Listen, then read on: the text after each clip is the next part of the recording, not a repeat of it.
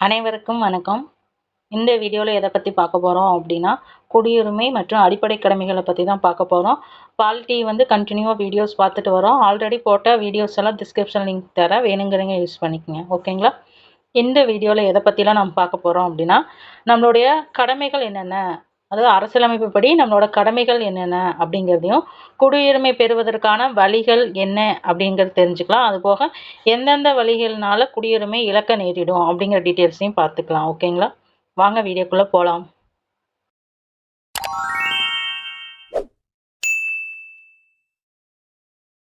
குடியுரிமை குடியுரிமை அப்படின்னா என்னது? ஜனநாயகத்தில் சட்ட அந்தஸ்தை கொடுக்கறது தான் என்ன அப்படின்னா குடியுரிமை. குடியுரிமை அப்படிங்கிறது ஜனநாயகத்தில் சட்ட அந்தஸ்தை விட மேலானது. சட்டப்படியாக அந்தஸ்து கிடைக்கிறத விட மேலானது என்ன? குடியுரிமை. ஒரு குடிமக்கள் அப்படின்னா அங்கே குடியுரிமை இருக்கிறவங்கள தான் குடிமக்கள் அப்படின்னு சொல்ல முடியும். ஓகேங்களா? ஒரு நாட்டோட குடிமக்கள் அப்படின்னா கண்டிப்பாக அங்கே குடியுரிமை வேணும். நமக்கெல்லாம் இயற்கையாகவே குடியுரிமை இருக்குது. ஏன்னா நம்ம பிறந்ததுலேருந்து இங்கே இந்தியாவில் தான் பிறக்கிறோம். நம்ம முன்னோர்களும் எல்லாமே இந்தியாவில் தான் இருக்காங்க. நம்ம பிறப்பை பதிவு செய்யும் போதே நம்ம இந்திய குடிமக்களாக ஆகிடுறோம். ஆட்டோமேட்டிக்காகவே நம்மளோட பிறப்பை பதிவு செய்யும் போதே நம்ம இந்திய குடிமக்கள் அப்படிங்கிற கேட்டகரி கீழே வந்துடுறோம். இது பிறப்பால் வர குடியுரிமை. ஓகேங்களா? இது நம்மளுக்கு சாதாரணமாக நம்மளுக்கு தெரியாது. ஆனால் ஒருத்தங்க பிறந்தோன்னுமே அந்த இடத்துல பிறப்பை பதிவு செய்யும் போதே நம்ம இந்திய குடிமக்கள் அப்படின்னு ஆகிடுறோம். ஜனநாயகமும் குடியுரிமையும் எப்படின்னா இணைந்து தான் செயல்படும். ஜனநாயகமும் குடியுரிமையும் இணைந்து செயல்படுகிறது. இந்தியாவில் குடியுரிமை அப்படிங்கிற கான்செப்ட் எங்கேருந்து எடுத்தோம் அப்படின்னு பார்த்தோம்னா, பிரிட்டன்லேருந்து தான் நம்ம பெற்றிருக்கோம். குடியுரிமை அப்படிங்கிறத யுனைடெட் கிங்டம்லேருந்து நம்ம பெற்றிருக்கோம். சிட்டிசன் அப்படிங்கிறது என்னது? ஒரு லத்தீன் சொல். சிட்டிசன் அப்படிங்கிறது ஒரு லத்தீன் சொல். குடியுரிமை பொதுவாக 2 வகைப்படும். பொதுவாக உலகம் பூராவே குடியுரிமை அப்படிங்கிறது 2 வகையில் இருக்குது அப்படின்னு சொல்லலாம். இயற்கை குடியுரிமை, இயல்பு குடியுரிமை. இயற்கையா இப்போ நம்மளாம் இயற்கை குடியுரிமை, நம்ம வழியாக இந்தியாவிலேயே வாழ்ந்துட்டு வரங்காட்டி நம்மளா பெறுற குடியுரிமை இயற்கை குடியுரிமை. இயல்பு குடியுரிமைனா பதிவு செய்கிறது மூலமாக எனக்கு குடியுரிமை வேணும் அப்படின்னு கேட்கறது மூலமாக பெறதா இயல்பு குடியுரிமை. இதான் 2 வகையான குடியுரிமை ஒவ்வொரு நாட்டிலையும் உலகம் பூராவே இருக்கிற குடியுரிமை. இந்தியாவில் குடியுரிமைகளை 2 வகையானவர் இருக்கிறாங்க அப்படின்னு சொல்லலாம். இந்திய நாட்டிலே பிறந்தவர்கள் இந்திய குடிமக்கள் அப்படின்னும், இந்திய குடியுரிமை பெற்ற வெளிநாட்டில் பிறந்தவர்கள். இந்தியாவோட குடியுரிமை இருக்கும், ஆனால் அவங்க வெளிநாட்டில் பிறந்தவங்க. என்ஆர்ஐஸ்ன்னெல்லாம் சொல்லுவாங்க. அதெல்லாம் தான் என்னது? இந்தியாவோட குடியுரிமையோட வகைகள். ஓகேங்களா? 2 வகையான குடியுரிமை பெற்ற மக்கள் இந்தியாவில் இருக்கிறாங்க. ஒன்று இந்திய நாட்டிலே பிறந்தவங்க, இந்திய குடியுரிமை பெற்ற வெளிநாட்டில் பிறந்தவங்க. குடியுரிமை சார்ந்த அரசமைப்பு விதிகள் என்னென்ன அப்படின்னா, இந்தியாவில் குடியுரிமை சார்ந்த அரசியலமைப்பு விதிகள் எதில் இருக்குது அப்படின்னா, ஆர்டிகல்ஸ் 5 to 11, அதாவது விதிகள் 5 to 11 வரைக்கும் குடியுரிமை பற்றி விளக்குகிறது. அதுக்கப்புறம் பகுதி 2 தான் குடியுரிமை பற்றி. பகுதி 1 யூனியன் மற்றும் மாநில பிரதேசங்களை பற்றி, அதனோட ஆட்சி பகுதியை பற்றி சொல்கிறதா என்ன அப்படின்னா பகுதி 1. பகுதி 2 அப்படிங்கிறது குடியுரிமை பற்றி குறிப்பிடுகிறதா பகுதி 2. பிரிவு 5 to 8, சட்டப்பிரிவு 5 to 8ல் இந்திய குடிமகனா எப்படி மாறணும் அப்படிங்கிறத விளக்குறதா என்னது? சட்டப்பிரிவு 5 to 8 இந்திய குடிமகனா மாறுவது பற்றி விளக்குவது. முழு நாட்டிற்கு ஒரே குடியுரிமை தான். இந்தியா முழுமைக்கு ஒரே குடியுரிமை தான். நம்ம நாடு வழங்குவது என்ன அப்படின்னா ஒற்றை குடியுரிமை. ஒற்றை குடியுரிமைனா நாடு ஃபுல்லாமே ஒரே குடியுரிமை தான். மாநில அரசு கீழே அது வராது. குடியுரிமை அப்படிங்கிறது யாருக்கிட்ட இருக்குதுன்னா மத்திய அரசு கீழே தான் இருக்குது. ஒரு நம் குடிமக்களுக்கு குடியுரிமை வழங்குவதோட பொறுப்பு யாருக்கிட்ட இருக்குது அப்படின்னா மத்திய அரசிடம் தான் இருக்குது. குடியுரிமை பெறுவதற்கான சட்டம் அப்படிங்கிறது குடியுரிமை சட்டம் 1955. 1955 படி தான் நம்ம குடியுரிமை பெறுவதற்கான வழிகளை எல்லாம் குறிப்பிடுகிறது. இந்தியாவில் வம்சாவளி ஒருவர் 1955 சட்டப்பிரிவு 5(1)(a)ல 5(1)(a)ன் கீழே இந்திய குடிமகனா பதிவு செஞ்சு இந்தியாவுக்கான குடியுரிமையை ஒருத்தர் வாங்க முடியும். இந்தியாவில் குடியுரிமை பெறறதுக்கான வழிகள் அப்படிங்கிறது 5 வழிகள் இருக்குது. அதுவே இழக்கிறதுக்கான வழிகள் அப்படிங்கிறது 3 வழிகள் இருக்குது. அது அதிகாரப்பூர்வமாக 5 வழிகளில் குடியுரிமை பெறலாம். இழத்தல் அப்படிங்கிறது 3 வழிகளில் இழக்கிறதுக்கு வாய்ப்பு இருக்குது. அந்த 5 வழிகள் என்னென்ன அப்படின்னு பார்த்தோம்னா, பிறப்பால் குடியுரிமை. இந்தியாவில் பிறந்தாவே அவங்களுக்கு குடியுரிமை, அது பிறப்பால் குடியுரிமை. வம்சாவளியாக குடியுரிமை பெறுறது, பதிவு செய்வதன் மூலமாக குடியுரிமை பெறுறது, இயல்பு குடியுரிமை, பிரதேசங்களை இணைப்பதன் மூலம் பெரும் குடியுரிமை. இந்த 5 வகையான குடியுரிமைகளில் எப்படியெல்லாம் நம்ம குடியுரிமை வாங்கலாம் அப்படிங்கிறத பற்றி பார்க்கலாம். ஓகேங்களா? ஃபர்ஸ்ட் ஒன் என்னன்னா பிறப்பால் குடியுரிமை. பிறப்பு மூலமா எப்படியெல்லாம் குடியுரிமை கிடைக்கும் அப்படின்னா, ஜனவரி 26, 1950க்கு பிறகு இந்தியாவில் பிறந்தவங்கெல்லாம் பெற்றோர்களோட தேசியமெல்லாம் முக்கியம் இல்லை, எல்லாத்துக்குமே குடியுரிமை வழங்கிட்டு வந்தாங்க. இது எப்போ அப்படின்னு பார்த்தோம்னா 1955 குடியுரிமை சட்டம் இயற்றப்பட்டுச்சுல. அப்போ குறிப்பிட்டிருக்கும் போது இந்தியாவில் பிறந்த அனைவருக்குமே வந்து அதாவது விதிவிலக்கான ராஜதந்திரிகள், எதிரி நாட்டு குழந்தைகள் அப்படின்னா இந்தியாவுக்கு ஆப்போசிட்டா போர் புரியுறாங்கல்ல அந்த நாட்டோட குழந்தைகளுக்கெல்லாம் தான் கிடையாது, மற்ற அனைவருக்கும் பிறந்த குழந்தைகளுக்கு இருக்கும் அப்படின்னு சொல்லி 1955 87 வரைக்கும் அப்படித்தான் இருந்துச்சு. ஓகேங்களா, 87 வரைக்குமே வந்து அதே விதிமுறைகளை தான் வந்து பின்பற்றிட்டு வராங்க. அதுக்கப்புறம் என்ன ஆகுதுன்னா இந்தியாவில் வந்து குடியுரிமை சட்ட திருத்தம் வந்து திருத்தம் கொண்டு வந்துடுறாங்க. 1987க்கு அப்புறம் திருத்தம் கொண்டு வந்துடுறாங்க. அந்த திருத்தத்தின்படி எப்படி பண்றாங்க அப்படின்னா 1987 ஜூலை 1க்கு பிறகு 1987 ஜூலை 1க்கு பிறகு இந்தியாவில் பிறந்திருக்கிற குழந்தைகள் வந்து குடிமகனா இருக்கணும் அப்படின்னா பெற்றோர்கள் யாராவது வந்து கண்டிப்பா இந்திய குடிமகனா இருக்கணும் அப்படின்னு சொல்லி 1987 சொல்றாங்க. ஃபர்ஸ்ட் வந்து இந்தியாவில் பிறந்த குழந்தைகளுக்கே குடியுரிமை கொடுத்துட்டு இருந்தாங்க. 1987 திருத்தத்தின்படி பெற்றோர்கள் யாராவது இந்திய குடிமகனா இருந்தா தான் அவங்களுக்கு குடியுரிமை அப்படின்னு குழந்தைக்கு அந்த ஒரு குழந்தைக்கு குடியுரிமை அப்படின்னு கொண்டு வந்தாங்க. 2004க்கு அப்புறம் இந்தியாவில் பிறந்தவர்கள் வந்து சிவில் அங்க குடியிருந்தா மட்டும்தான் அவங்களுக்கு குடியுரிமை தரப்படும் அப்படின்னு கொண்டு வந்துட்டாங்க. 2004க்கு அப்புறம் இந்தியாவில் வந்து குடியிருந்தாங்க அப்படின்னா தான் குடிமகனா குடியிருந்தா தான் அவங்க பிறக்கிற குழந்தைகளுக்கு வந்து குடியுரிமை வழங்கப்படும் அப்படின்னு சொல்லி திருத்தத்தை கொண்டு வந்துட்டாங்க. அந்த மாதிரி பிறப்பால் குடியுரிமை அப்படிங்கிறதுல சட்டத்துக்கு உட்பட்டு இப்போ கரண்டா எப்படின்னா இந்தியாவில் வந்து ஒரு குழந்தை பிறக்குது அப்படின்னா அந்த குழந்தையோட பெற்றோர்களில் வந்து யாராவது குடிமகனா இந்தியாவில் இருக்கணும். அது இந்தியாவில் குடியிருந்துட்டு இருந்தா தான் அவங்களுக்கு குடியுரிமை அப்படிங்கிறது வந்து வழங்கப்படும். இரண்டாவது என்ன அப்படின்னா வம்சாவளி மூலம் குடியுரிமை. வம்சாவளி மூல குடியுரிமை என்ன அப்படின்னா 1950 ஜனவரி 26 முதல், அதாவது நம்ம அரசு சட்டம் அமலுக்கு வந்ததுலேருந்து அந்த நாள்லேருந்து 1992 டிசம்பர் 10க்கு முன்னார் வரைக்கும் வெளிநாட்டில் பிறந்திருந்தாலும் அவரோட தந்தை வந்து இந்திய குடிமகனா இருக்கும் பட்சத்தில் வந்து வெளிநாட்டில் பிறந்திருந்தாலும் அவங்க தந்தை வந்து இந்திய குடிமகனா இருந்தாங்கன்னா அவங்களுக்கு வம்சாவளி மூலம் குடியுரிமை அப்படிங்கிறத கொடுத்துட்டு வந்தாங்க. அதுக்கப்புறம் தாய் இல்லைன்னா தந்தை 2 பேர்ல கண்டிப்பா வந்து இந்திய குடிமகனா இருந்தாங்க அப்படின்னா அவங்களுக்கு வந்து குடியுரிமை வழங்குவாங்க. இதுதான் என்னன்னா வம்சாவளி மூலம் குடியுரிமை அப்படின்னு சொல்றாங்க. அதுமாக வெளிநாட்டுல இப்போ நம்ம குடிமகனா இருப்பாங்க அப்படின்னா ஒரு குழந்தை வெளிநாட்டுல பிறந்துருச்சு அப்படின்னா 1 ஆண்டுக்குள்ள போய் அங்க இந்திய தூதரகத்துக்குள்ள பதிவு செய்யணும். கால அளவு அப்படிங்கிறது நான் கேள்வி கேட்பாங்க. அதாவது 1 வருஷத்துக்குள்ள போய் அங்க இந்திய தூதரகத்துல ஒரு குழந்தை பிறந்திருக்கு அப்படின்னு சொல்லி பதிவு செய்தா தான் அந்த குழந்தைக்கும் வந்து குடியுரிமை கிடைக்கப்படும். சப்போஸ் அவங்க பதிவு செய்யல அப்படின்னா அதுக்கு கொடுக்கப்பட மாட்டாது. ஓகேங்களா. அது 3வது கேட்டகரி என்ன அப்படின்னா பதிவு மூலம் குடியுரிமை. பதிவு மூலம் குடியுரிமை அப்படின்னா 7 ஆண்டுகள் வந்து இந்தியாவில் வந்து வசிக்கும் இந்திய வம்சாவளியை சேர்ந்தவர்களுக்கு வந்து குடியுரிமை ஃபர்ஸ்ட் கொடுத்துட்டு வந்திருக்காங்க. இந்திய வம்சாவளியை சேர்ந்தவங்க வந்து 7 ஆண்டு வந்து இந்தியாவில் வசிச்சாங்க அப்படின்னா அவங்களுக்கு குடியுரிமை அப்படிங்கிறது வழங்கிட்டு வந்தாங்க. வெளிநாட்டில் வசிக்கும் இந்திய வம்சாவளியை சேர்ந்தவர்களுக்கு வெளிநாட்டில் வர இந்திய வம்சாவளி அப்படின்னா அவங்க தாய் அல்லது தந்தை வந்து இந்திய குடிமகனா வந்து இருக்கணும். இந்திய குடிமகனை திருமணம் செய்த நபர் ஒருத்தங்க வந்து இங்க இந்திய குடிமகனை வந்து திருமணம் செய்யறாங்க அப்படின்னா ஃபர்ஸ்ட் எல்லாம் கொடுத்தாங்க. அது அமெரிக்கா ஐக்கிய நாடுகள் எல்லாம் அப்படித்தான். அந்த நாட்டோட சிட்டிசனை வந்து கல்யாணம் பண்ணாங்க அப்படின்னா அவங்களுக்கு குடியுரிமை வழங்குவாங்க. பட் இந்தியாவில் வந்து கல்யாணம் மூச்சோன்னே வந்து குடியுரிமை அப்படின்னு கொடுக்க மாட்டாங்க. 7 ஆண்டுகள் வந்து இந்தியாவில் கம்பல்சரியா வந்து வசிச்சா தான் வந்து இப்பெல்லாம் குடியுரிமை அப்படிங்கிறது வழங்கப்படும். இந்திய குடிமக்களின் மைனர் குழந்தைகள், மைனர் அப்படின்னா 18 வயசுக்கு உட்பட்ட குழந்தைகளுக்கு எல்லாமே வந்து குடியுரிமை கொடுப்பாங்க. பதிவு செய்யப்பட்ட இந்திய குடிமக்களின் வயது வந்த குழந்தைகளுக்கும் வந்து தனியா பதிவு செய்து கேட்டாங்கன்னா அவங்களுக்கும் வந்து குடியுரிமை கொடுப்பாங்க. இந்த கேட்டகரிலாம் என்ன அப்படின்னா பதிவு செய்து கேட்கறது இந்த கேட்டகரி. அடுத்து பார்த்தோம் அப்படின்னா இயற்கை மயமாக்கல் மூலம். இயற்கையான 12 ஆண்டுகள் வந்து இந்தியாவிலேயே குடி வசிச்சுட்டு வந்தாங்க அப்படின்னா இயற்கையாவே அவங்க இந்திய குடிமகனா வந்து கருதப்படுவாங்க. ஓகேங்களா. அது பதிவு செய்யாட்டியும் எதுவும் பண்ணாட்டியும் 12 வருஷம் இங்க இந்தியாவில் வாழ்ந்துட்டு வந்தாங்க அப்படின்னா இங்கேயே நிரந்தரமா வாழ்ந்தாங்க அப்படின்னா அவங்க இயற்கையாவே குடியுரிமை பெற்றுவாங்க. அடுத்து பிரதேசங்களை ஒருங்கிணைப்பதன் மூலம். பிரதேசங்கள்னா புதிதா வந்து ஒரு தேசத்தை நாட்டை நாம் கைப்பற்றும் போது அந்த நாட்டு மக்களும் வந்து ஆட்டோமேட்டிக்கா இந்திய மக்கள் அப்படின்னு சொல்லி கொண்டு வந்துருவாங்க. அதைத்தான் என்ன சொல்றாங்க, பிரதேசங்களை இணைப்பதன் மூலமா இந்திய குடிமக்கள் ஆகிறது. அடுத்து என்ன அப்படின்னா முக்கியமானது குடியுரிமை இழக்கிறது. குடியுரிமை இழக்கிறது அப்படின்னா எனக்கு குடியுரிமை வேண்டாம் அப்படின்னு சொல்லுவோம். இல்லைன்னா வேற ஒரு நாட்டு நம் நாடு வந்து ஒற்றை குடியுரிமையை தான் அக்செப்ட் பண்ணும். இப்ப நாம இங்க இருக்கிற ஒருத்தர் போய் கனடா போறாரு அப்படின்னா கனடால குடியுரிமை பெற்று அங்கேயே சிட்டிசன் ஆயிட்டாரு அப்படின்னா ஆட்டோமேட்டிக்காவே இந்திய குடிமகன் அப்படிங்கிற தகுதியை வந்து அவர் இழந்துருவாரு. ஓகேங்களா? அதத்தான் என்ன சொல்லுவாங்க, குடியுரிமை வந்து முடிவுக்கு வருதல். வேற நாட்டுல அவர் குடியுரிமை பெறும்போது, இங்க இந்திய குடிமகன் அப்படிங்கிற தகுதிய அவரு இழந்துருவாரு. ஓகேங்களா?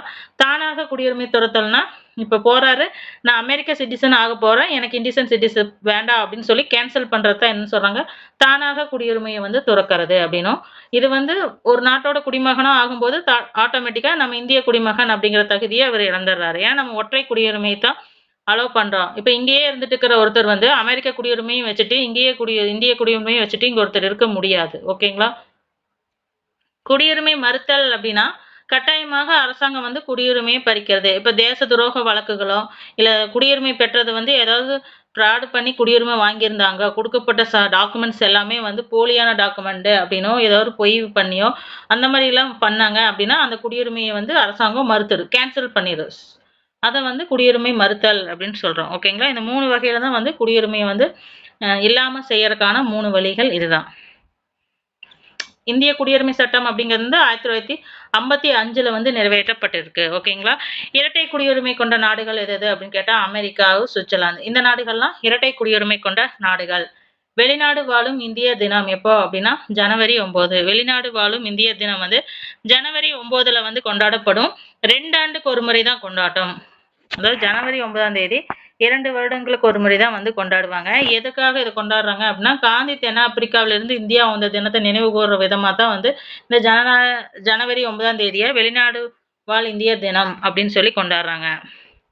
அடுத்து பிஐஓ அப்படின்னா பர்சன் ஆர் இந்தியன் ஒரிஜின் அப்படின்னா இந்திய குடியுரிமையோட மூதாதையர் கொண்ட வெளிநாட்டு குடியுரிமை பெற்ற ஒருவர். அவங்களோட அப்பா இல்ல தாத்தா பாட்டி யாராவது வந்து இந்திய குடிமகனா இருந்திருப்பாங்க.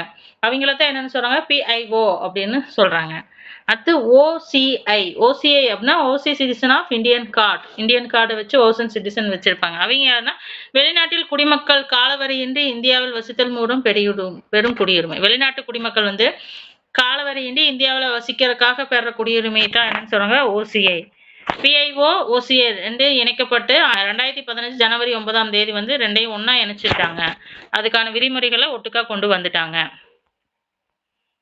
குடியுரிமையை வந்து மாற்ற முடியும். இப்ப இங்க இருக்கிற நாம வந்து அமெரிக்கா போனா அமெரிக்க குடிமகனா மாற முடியும்.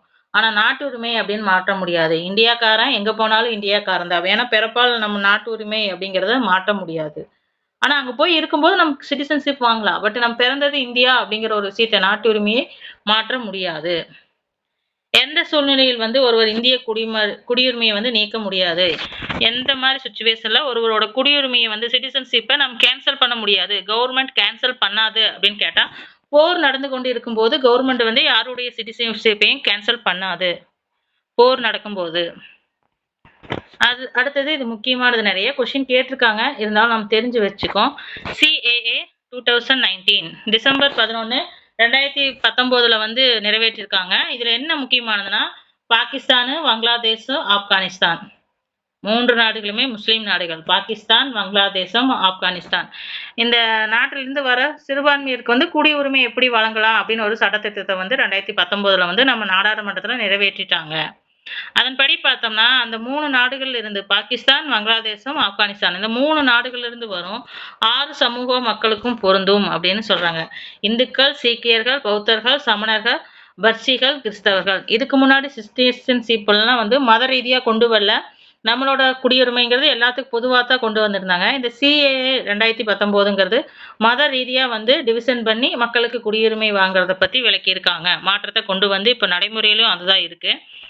2014க்கு முன்பு நுழைந்த அதாவது புலம்பெயர்ந்து இருக்காங்களா பாகிஸ்தான், பங்களாதேஷ், ஆப்கானிஸ்தான் இந்த 3 நாட்டில இருந்து வந்த புலம்பெயர்ந்தவர்கள் இந்தியாவுக்கு வந்திருப்பாங்க. அதாவது 11 வருஷம் இந்தியாவுக்குள்ள இருக்கலாம். அதுக்கு மேல அவங்க இருக்க முடியாது. அவங்கள வந்து இப்ப வெளியேற்றிருவாங்க. அந்த 11 வருஷம் அப்படிங்கிறத வந்து இப்ப எப்படி நடைமுறையில கொண்டு வந்துட்டாங்கன்னா ஆண்டுகள் தான். ஒருத்தர் வந்து இங்க இந்தியாவுக்குள்ள வந்து நிரந்தரமா குடியேற முடியாது. இந்த பாகிஸ்தான், பங்களாதேஷும், ஆப்கானிஸ்தான் அந்த 3 நாடுகளை சேர்ந்தவர்களும் வந்து 6 ஆண்டுக்குள்ளது மட்டும்தான் இந்தியாவுக்குள்ள வேலை செஞ்சுட்டு இருக்க முடியும். அதுக்கு மேல அவங்கள வெளியேற்றிடுவாங்க. அதுதான் வந்து இந்த சிஏஏ 2019ஓட முக்கிய நோக்கம், குறிக்கோள் எல்லாம். குடியுரிமை அப்படிங்கிறது வந்து மத்திய பட்டியலில் தான் இருக்கு. குடியுரிமைங்கிறது மத்திய பட்டியலில் தான் இருக்கு. அரசியலமைப்புல வந்து குடியுரிமை பற்றியெல்லாம் வரையறுக்கலாம் இல்லை. இது வந்து நம்மளே வந்து நமக்கான விதிமுறைகளை உருவாக்கி வச்சிருக்கோம். அரசியலமைப்பு படி ஃபுல்லாலாம் உருவாக்கப்படலை.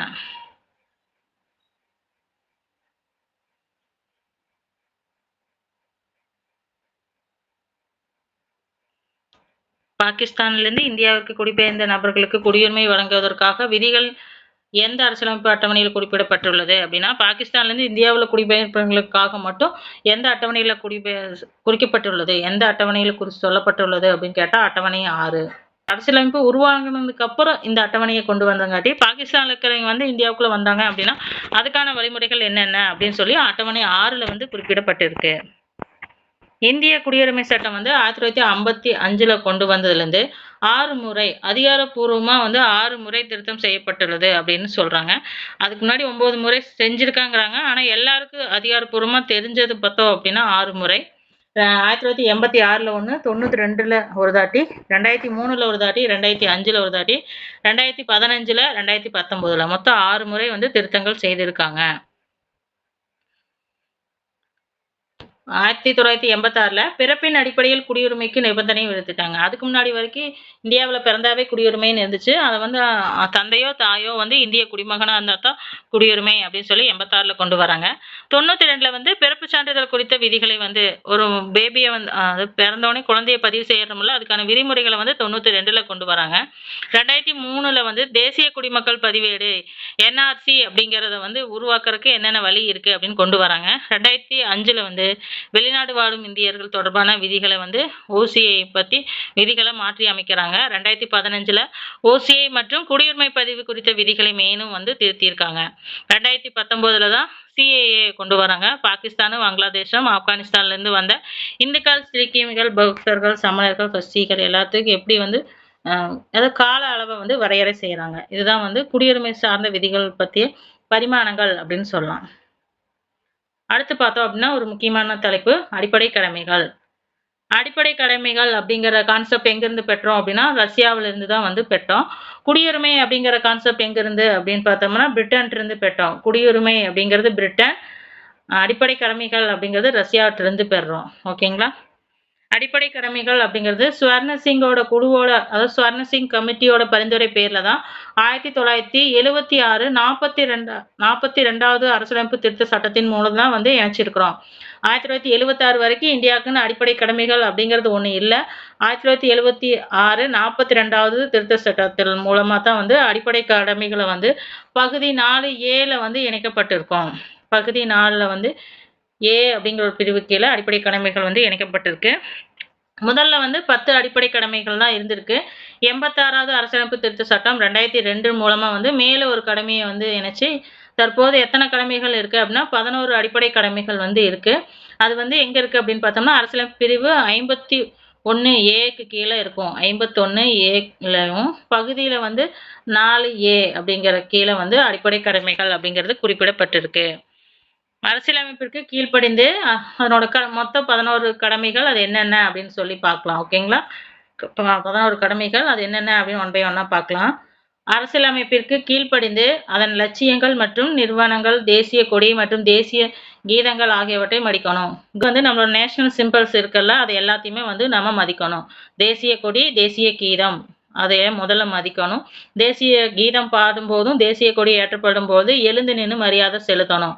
அதுதான் வந்து எழுதப்படாத விதியா. தேசிய கொடிக்கும் தேசிய கீதத்துக்கும் நம்ம கொடுக்க வேண்டிய மரியாதை. அடுத்து பார்த்தோம்னா நம்ம தேசிய சுதந்திர போராட்டத்தின் நோக்கங்களை போற்றி வளர்க்கணும். நம்ம தேசிய சுதந்திர போராட்டத்தோட நோக்கங்களை வந்து போற்றி வளர்க்கணும். இந்தியாவின் இறையாண்மை, ஒற்றுமை மற்றும் ஒருமைப்பாட்டை வந்து நிலைநிறுத்தி பாதுகாக்கணும். இந்தியாவோட இறையாண்மை, ஒற்றுமை, ஒருமைப்பாட்டை எல்லாம் நிலைநிறுத்தி பாதுகாக்கணும். நாட்டை வந்து பாதுகாக்கணும். அதே மாதிரி தேவைப்படும் பொழுது தேசிய சேவை, அதாவது தேவைப்படும் போது போர் நடைபெறும் சூழ்நிலைகளெல்லாம் வந்து எல்லாருக்கும் வந்து சோல்ஜர்ஸா போய் பணியாற்றணும் அப்படிங்கிற ஒரு கடமையும் வந்து அனைத்து குடிமக்களுக்குமே வந்து இந்தியாவில் இருக்கு. மத, மொழி, பிராந்தியம் அல்லது பிரிவு வேறுபாடுகளை, மத, மொழி, பிராந்தியம் மற்றும் பிரிவு வேறுபாடுகள் எல்லாம் கடந்து இந்திய மக்கள் அனைவருக்கும் இடையே நல்லிணக்கத்தையும் பொதுவான சகோதரத்துவத்தையும் வந்து வளர்க்கணும் அப்படின்னு சொல்லி நம்மளோட விதி 5 கடமையா இருக்குது. நம்மளோட கடமையா 5வது கடமையா இருக்கு சகோதரத்துவத்தை வந்து வளர்க்கறது. 6வது அப்படின்னா நமது கூட்டு கலாச்சாரத்தின் வளமான பாரம்பரியத்தை வந்து மதிப்பிட்டு பாதுகாக்கணும். நம்மளோட கலாச்சாரத்தையும் பாரம்பரியத்தையும் பாதுகாக்கிறதா என்னது நம்மளோட 6வது கடமை.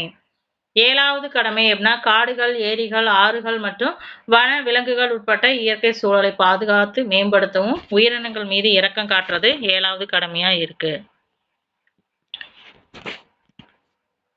8வது கடமை அறிவியல் மனப்பான்மை, மனிதநேயம் மற்றும் விசாரணை மற்றும் சீர்திருத்த உணர்வை வளர்க்கணும். அறிவியல் மனப்பான்மை, மனிதநேயம், சீர்திருத்த உணர்வையெல்லாம் வளர்க்கணும். அது குடிமக்களோட ஒவ்வொருவரோட கடமை. ஒரு சின்ன பையனுக்கு நல்ல அறிவியல் மனப்பான்மை இல்லை அப்படின்னா அதை நம்ம சொல்லிக் கொடுக்கணும். நம்ம போய் மூட நம்பிக்கையில சொல்லிக் கொடுத்துட்டு கூடாது. அறிவியல் ரீதியா எப்படி சிந்தித்து செயல்படணும் அப்படின்னு சொல்லி நம்ம சொல்லிக் கொடுக்கணும். அது நம்மளோட கடமையும் கூட. அதை நம்ம தெரிஞ்சுக்கணும். அதுவும் நம்மளோட கடமை தான். பொது சொத்துக்களை பாதுகாக்கணும். வன்முறையை கைவிடணும். ஏதாவது போராட்டத்துல போய் பொது சொத்துக்களை சேதப்படுத்தவே கூடாது. அது நம்மளோட முக்கியமான கடமை. பொது சொத்துக்கள்னா என்ன? பஸ்ஸு, ஹாஸ்பிட்டலு, பஸ் ஸ்டாண்டு இது எதையுமே கண்ணாடி உடைக்கிறது, சேதப்படுத்துறது இதெல்லாம் செய்யக்கூடாது. இது நம்மளோட கடமை. தனிநபர் கூட்டு நடவடிக்கைகள்ல அனைத்து துறைகளிலும் சிறந்து விளங்க பாடுபடுவது. அதாவது மற்ற எல்லாருமே தனி நபராகட்டும் இல்லை கூட்டு நடவடிக்கைகள் ஆகட்டும் அதில் நல்லபடியாக இருக்கணும்னு சொல்லி நாட்டுக்காக சிறந்து பாடுபடணும். அதான் நாட்டை உயர்த்துறதுக்கான வழி அப்படின்னு சொல்லப்படுகிறது. 11வது கடமையா 2002 சேர்க்கப்பட்டது என்ன அப்படின்னா 6 முதல் 14 வயது உட்பட்ட குழந்தைகள் அனைவருக்கும் கல்வி வழங்கணும். 6 வயது முதல் 14 வயதுக்கு உட்பட்ட குழந்தைகளுக்கு கல்வி வழங்கணும். அதனோட அது நம்மளோட அடிப்படை கடமை. இப்போ நம்ம வீட்டில் ஒரு குழந்தை இருக்கு அப்படின்னா அது கம்பல்சரியா 8வது வரைக்கும் நம்ம படிக்க வைக்கணும். அது நம்மளோட கடமை. ஓகேங்களா? இதுதான் அடிப்படை கடமைகள் மொத்தம் 11. அடிப்படை கடமைகளை நேரடியாக சட்டப்படி அமல்படுத்த முடியாது. சுப்ரீம் கோர்ட் நேரடியா நீ உன் குழந்தைய படிக்க வைக்கணும் அப்படின்னு சொல்லி நமக்கு உத்தரவு போட முடியாது. ஆனா உச்சநீதிமன்ற வழக்குகள்ல இது முக்கியத்துவமா பெறுகிறது. ஆனா ஒரு குழந்தைய படிக்க வைக்கணும்னு சொல்லி நமக்கு அதுக்குப்படியே சட்டங்களை கொண்டு வந்துட்டாங்க. அதனால சட்டப்படி அது தவறாதான் இருக்கும். ஓகேங்களா? இப்ப தேசிய கொடியை நம்ம மதிக்கல அப்படின்னா அதுக்கு சும்மா கேஸ் போட்டு நம்ம உள்ளேலாம் தள்ள முடியாது. அது நம்மளோட கடமை. நம்ம கீழ்ப்படிந்து நடக்கணும் அப்படிங்கிறது நம்மளோட விதியா இருக்கு. ஓகேங்களா? அடுத்து பார்த்தோம் அப்படின்னா இந்த அடிப்படை கடமை சார்ந்த வழக்குகள் ஒரு 2 வழக்குகள் முக்கியமான வழக்குகள் இருக்கு. அடிப்படை கடமைகள் சார்ந்து ஒரு 2 வழக்குகள் முக்கியமான வழக்குகள். அதனோட தீர்ப்புகள் முக்கியத்துவம் வாய்ந்ததா இருக்குது. ஒன்று என்னன்னா MC Mehta vs Union of India. MC Mehta vs Union of India 1996 அந்த வழக்கு போட்டிருக்காங்க. அது 2000 தீர்ப்பு வந்திருக்கு. இந்த வழக்குகளில் சுற்றுச்சூழல் சமநிலையை பாதுகாக்கும், சுற்றுச்சூழலை சமநிலையா பாதுகாக்கிற கடமையும் வாழ்வதற்கான அடிப்படை உரிமைகளையும் இணைத்து சுற்றுச்சூழல் மாசுபடுதலை ஏற்படுத்தினாங்க அப்படின்னா அபராதம் விதிக்கணும் அப்படின்னு உச்சநீதிமன்றம் தீர்ப்பு கொடுத்திருக்கு. இது என்னன்னா நம்ம நாட்டை சுற்றுச்சூழலை பாதுகாக்கிறதும் நம்மளோட கடமை தான் அப்படிங்கறதுக்காக தான் இந்த தீர்ப்பு கொடுத்திருக்காங்க. MC versus Union of India கேஸ்ல Durga Dutt vs Union of India 2002 Durga Dutt vs Union of இந்தியாவோட வழக்கு 2022 கொடுத்திருக்காங்க. அதுல பார்த்தோம்னா அடிப்படை கடமைகளை அமல்படுத்த கோரி தாக்கல் செய்யப்பட்ட மனுக்களை குடிமக்களோட உரிமைகளுக்கும் கடமைகளுக்கு இடையே சமநிலையை கொண்டு வரணும் அப்படின்னு சொல்லி உச்சநீதிமன்றம் மத்திய அரசுக்கு நோட்டீஸ் வழங்கியிருக்கு. குடிமக்கள் உரிமைகளுக்கு எப்படி முக்கியத்துவம் இருக்கோ அதே மாதிரி கடமைகளையும் நம்ம கம்பல் பண்ணி அதுக்குன்னு சட்ட திருத்தங்களை கொண்டு வாங்க அப்படின்னு சொல்லி உச்சநீதிமன்றம் மத்திய அரசுக்கு நோட்டீஸ் வழங்கியிருக்கு. இதுதான் அடிப்படை கடமைகள் சார்ந்த முக்கிய வழக்குகள் 2. ஓகேங்களா? இந்த வீடியோவில் என்னென்ன பார்த்தோம் அப்படின்னா குடியுரிமைனா என்ன, அதற்கு பெறுவதற்கான வழிமுறைகள் என்ன, அதில் 5 வழிமுறைகள் இருக்கு. அது போக குடியுரிமைகளை துரத்தல் அப்படிங்கிறது 3 வழிகளில் துறக்கலாம் அப்படின்னும், நம்மளோட அடிப்படை கடமைகள் அப்படிங்கிறது 11 கடமைகள் இருக்கு. அதை பற்றியெல்லாம் பார்த்தோம். அடுத்து இன்னொரு வீடியோவில் பார்க்கலாம். ஓகேங்களா?